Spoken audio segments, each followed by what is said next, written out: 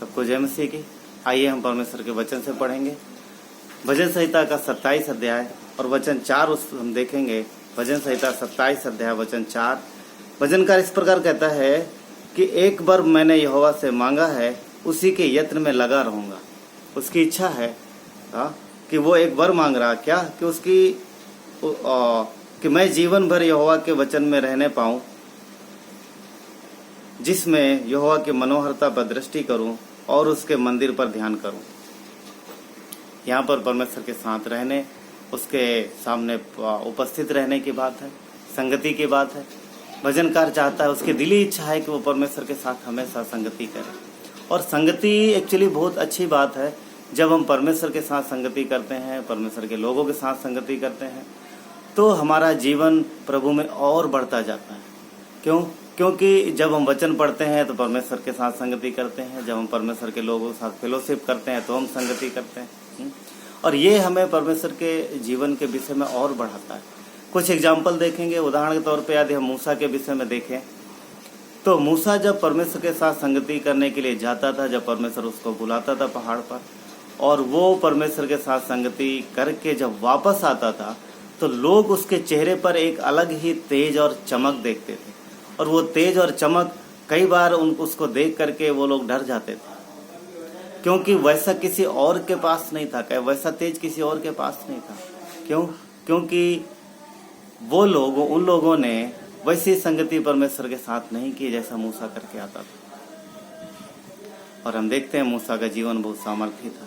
सिर्फ मूसा ही नहीं, यीशु को भी देखते हैं कि यीशु हमेशा, जब भी आप देखोगे तो यीशु ज्यादातर परमेश्वर के तंबू में दिखाई देता है या फिर मूसा के आसपास दिखाई देता है। ये दोनों बहुत अच्छी बात है। वो परमेश्वर के भवन में दिखता है, वो परमेश्वर के व्यक्ति के साथ दिखता है। ये कितनी अच्छी बात है। और हम देखते हैं कि यीशु के जीवन को भी परमेश्वर ने बहुतायत के साथ इस्तेमाल किया। मूसा के बाद अगला मंडली का लीडर वही हुआ।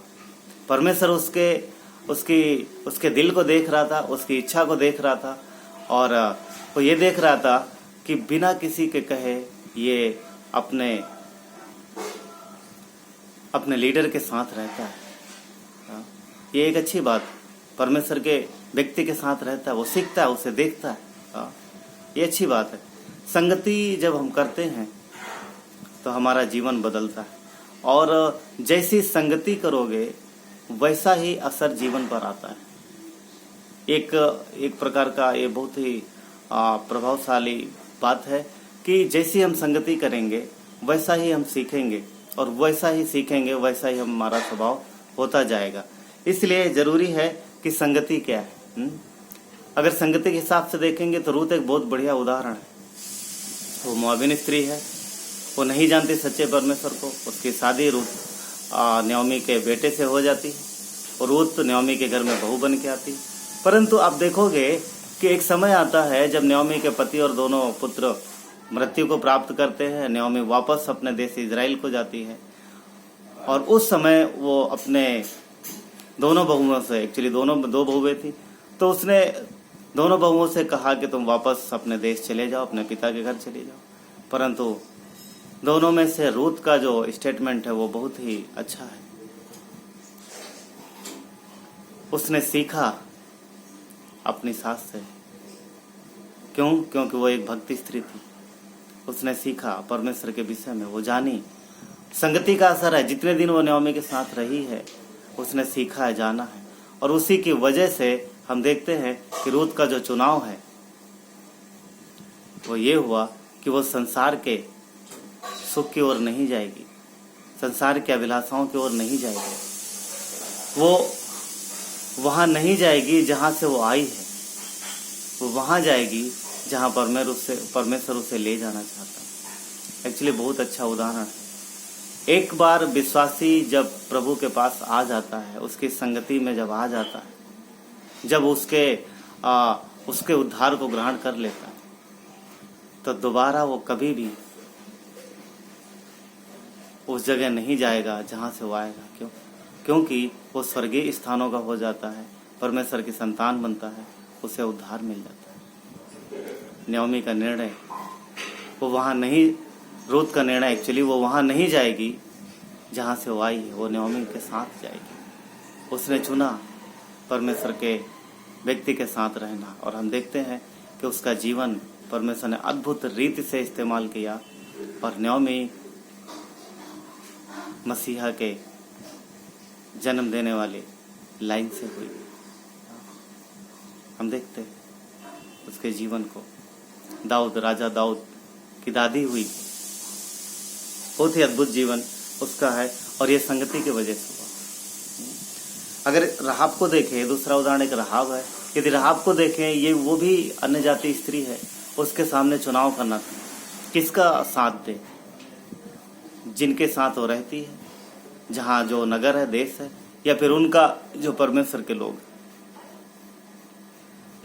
गलत का साथ दे या सही का साथ दे। उसने अपने विवेक से जाना, वो जानती थी परमेश्वर को, उसने सुना था, उसने चुनाव किया कि वो परमेश्वर के लोगों का साथ देगी, और उसने दिया। और हम देखते हैं कि बाद में वो और उसका पूरा घराना बचाया गया, और वो आगे चल के परमेश्वर के लिए इस्तेमाल होने पाए। तो जरूरी है कि हम क्या चुनते हैं, जरूरी है कि हम किसकी संगति करते हैं, किसकी संगति करते हैं, जरूरी है। कैसी संगति है हमारी, जैसी आप संगति करेंगे वैसा आपका जीवन होगा। यदि आप बुरे की संगति करेंगे तो बुराई सीखेंगे, यदि आप अच्छे की संगति करेंगे तो अच्छा ही सीखेंगे। यदि आप परमेश्वर के और परमेश्वर के लोगों के साथ संगति में रहेंगे, उसके वचन की संगति में रहेंगे, तो धीरे धीरे आपका स्वभाव परमेश्वर के इच्छा अनुसार होता जाए, धीरे धीरे सिद्धता की तरफ बढ़ते जाएंगे। ये एक बहुत अच्छी और मनोहर बात है। इसलिए हमें देखना है कि हम क्या चुनाव करते हैं और हमारी संगति जो है वो किन लोगों के साथ है। बहुत इंपॉर्टेंट है, बहुत जरूरी है ये हमें जानना, क्योंकि हमारा चुनाव जो है वो हमारे जीवन को बनाता है। यदि आप अच्छा सीखेंगे तो अच्छा करेंगे। मूसा परमेश्वर के साथ सीख रहा था, परमेश्वर की संगति कर रहा था, और अच्छा उसके जीवन प्रकट हो रहा था। जरूरी है। भजन संहिता 26:5 कहता है कि मैं कुकर्मियों की संगति से घृणा करता हूँ, परंतु दुष्टों की संगति में ना बैठूंगा। कहता है मैं कुकर्मियों की संगति से घृणा करता हूँ और दुष्टों की संगति में ना बैठूंगा। परमेश्वर को पसंद नहीं है, परमेश्वर को पसंद नहीं है ऐसे लोग जो दुष्टता की तरफ बढ़ते हैं, जो दुष्टता के कार्य करते हैं, उसको पसंद नहीं। नीति वचन 13:20 कहता है कि बुद्धिमानों की संगति कर, तब तो बुद्धिमान हो जाएगा। और बुद्धिमान कौन है? परमेश्वर। यदि हम परमेश्वर की संगति करते हैं, यदि हम परमेश्वर को जानते हैं, उसके वचनों को और पढ़ते हैं, परमेश्वर के लोगों की संगति करते हैं, परमेश्वर का जीवन हमारे अंदर आता है, और वो जीवन दूसरे के जीवन को भी बचाता है। एक परमेश्वर का दास